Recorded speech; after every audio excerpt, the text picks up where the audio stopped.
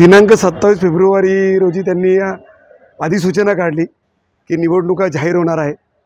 सगळे व्यापारी शेतकऱ्यांना खूप आनंद झाला। त्यानंतर 25 तारखेला काहीतरी हरकती मागवल्या व्यापाऱ्यांनी शेतकऱ्यांनी, जे काही मतदार पात्रतेमध्ये आहे त्यांनी हरकती दिल्या।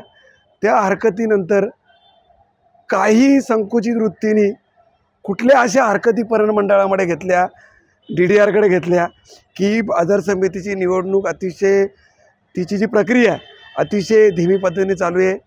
असं पण काही कळतंय की काही बाजार समितीमध्ये जे पाकिट मास्टर आहे ते वरती पाकिटं देऊन निवडणुका पुढे ढकलण्याचं काम चालू आहे।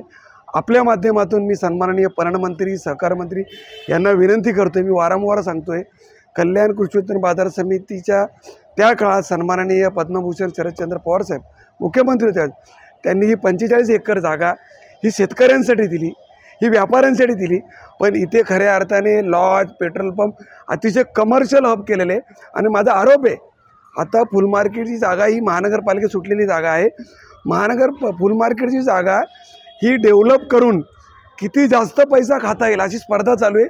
त्यामुळे ही निवडणूक ही पुढे ढकलणार आहे असं कळलं।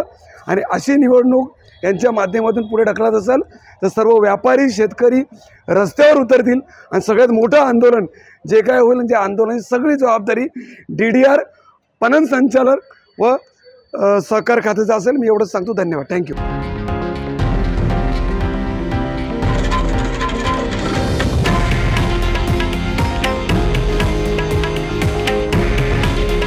हे आहे देशातील नंबर 1 न्यूज नेटवर्क आणि आपण पाहत आहात TV9 मराठी। काळजी तुमची, हित महाराष्ट्राचं।